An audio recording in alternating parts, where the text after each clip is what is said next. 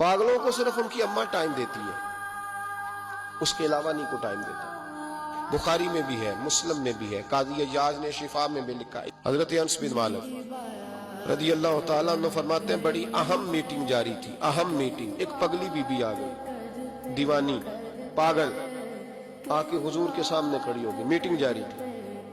पागलों को सिर्फ उनकी अम्मा टाइम देती है, उसके अलावा नहीं को टाइम देता। मैंने देखा है माँ अब नॉर्मल बच्चे को भी कई कई घंटे संभालती, बल्कि जिंदगी उसके साथ बिता देती। 22-22 साल के बच्चे के पैम्पर अम्मा बदलती, सिवाय माँ के, वो भी अल्लाह अगर तौफीक दे तो, वरना कोई करीब नहीं आता। महबूब रहमत सल्लल्लाहु अलैहि वसल्लम के सामने पगली औरत, फिर जहन पे जोर देना। देखा है कभी पागलों को टाइम देता, बल्कि नफ्सियात के डॉक्टर कहते हैं कि पागल खाने कभी आबाद ना हो अगर बच्चे अपने माँ बाप को वक्त दें। वो कहते हैं जब कोई नफ्सियाती तौर पर बूढ़ा कमजोर होता है तो 6 बेटे भी हों, हम उनसे कहे ना बाप को ले जाओ, इनको घर में टाइम देना ठीक हो जाएगा, तो कहते हैं हमसे नहीं संभाला जाता। इसी सबब से तो पागल खाने आबाद हुए, इसी अंदाज में। तो फिर ये लोग वहां जाके इनको रहना पड़ा, पागलों को कभी को टाइम देता है। हजरत अनस बिन मालिक रज़ी अल्लाह ताला अन्हु कहते हैं, पागल बीबी आके खड़ी हुई, कहने लगे या रसूलल्लाह मुझे कोई काम है। ढेरों लोग बैठे थे हुजूर की बारगाह में, महबूब ने तवज्जो फरमाई, फरमाया क्या काम है?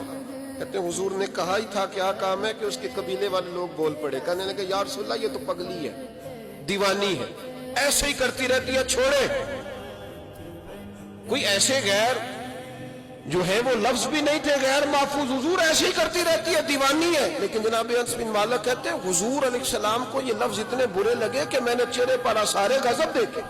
महबूब करीम फरमाने लगे खामोश हो जाओ, तुमसे बात कर रही है कि मुझसे कर रही है?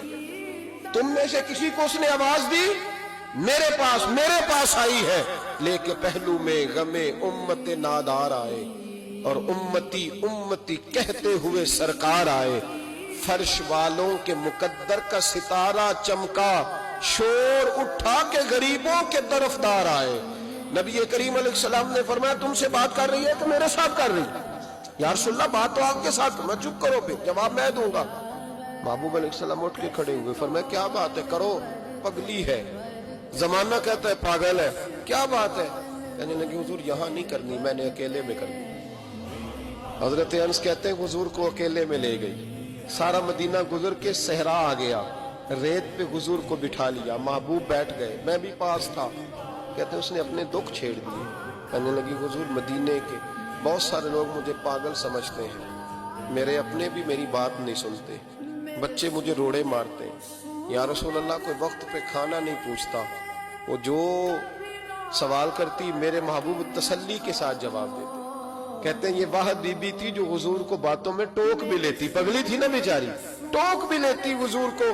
कहते हुजूर उसको कहते कोई बात नहीं, खाना जब भी खाना हुआ मेरे पास आ जाना, मैं घर वालों को समझा दूंगा, असल में नादान है, उन्हें बात की समझ। कहते देर तक हजरत अनस बिन मालिक कहते मेरी भी सोच परवाज कर रही थी, मैं कभी कहीं जाता कभी कहीं जाता, ऐसा कोई महबूब कहीं होगा न कहीं है, बैठा है चटाई पे मगर अर्श नशी है। कहते देर तक वो खातून बातें करती रही और ऐसी ऐसी अजीब बात करती जो शायद कोई ना सुन पाए। हुजूर सुनते भी, तसल्ली बख्श जवाब भी देते, अपनी मर्जी से उठी और हुजूर से क्या कहती है?